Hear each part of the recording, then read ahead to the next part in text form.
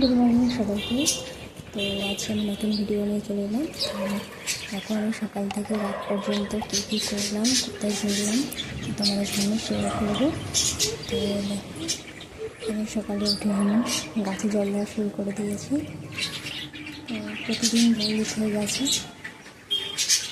তো এবার আমি সবাই বুঝতে পারছি পুজোর সকাল মানে অনেক কিছু কাজই থাকে। কাজগুলো একে একে কমপ্লিট করে নিচ্ছি। দেখো, আমার ভিডিও ভালো লাগলে অবশ্যই লাইক করে দেবে। তো এবার আমি স্নান টান করে বলে রেডি হয়ে গেছি, জামাগুলোকে রেডি করে নিয়েছি, তারপরে নেল পলিশ করে নেব।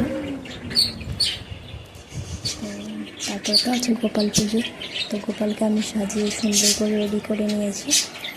তো দেখো গোপালের সাজটা, এটা হচ্ছে গোপালের সপ্তমীর সাজ।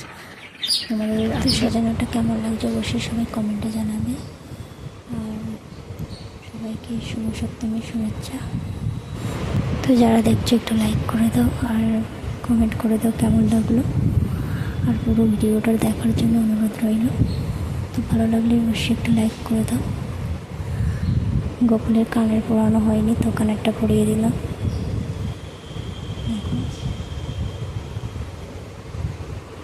এবার কেমন লাগছে বলো সবাই।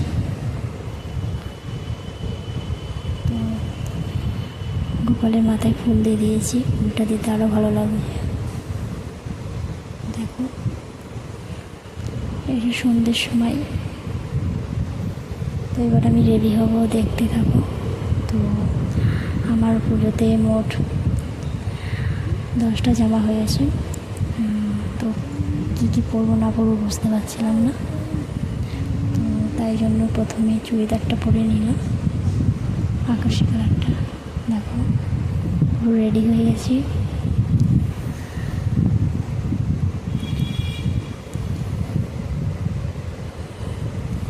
তো এবার আমি প্যান্ডেলের সামনে চলে এলাম।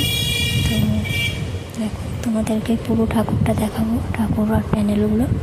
চলো এবার ঘুরে আসি।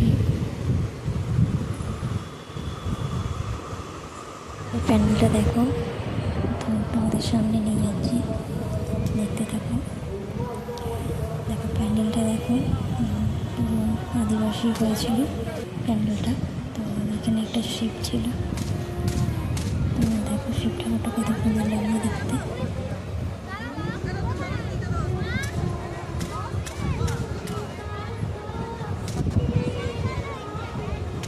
এখানে একটা গোপাল ঠাকুর ছিল।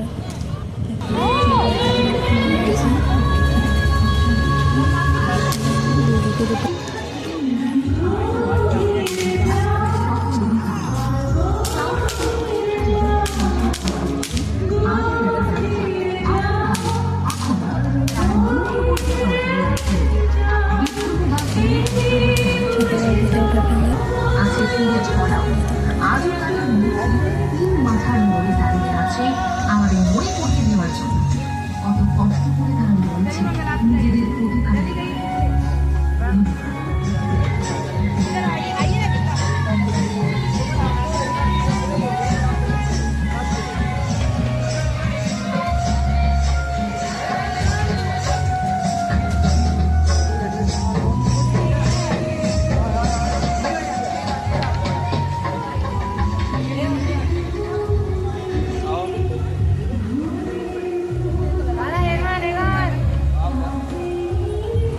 এটা দেখানো হয়ে গেলো। তো এবার নেক্সট প্যানেলের দিকে চলে যাবো। দেখো এই প্যানেলটা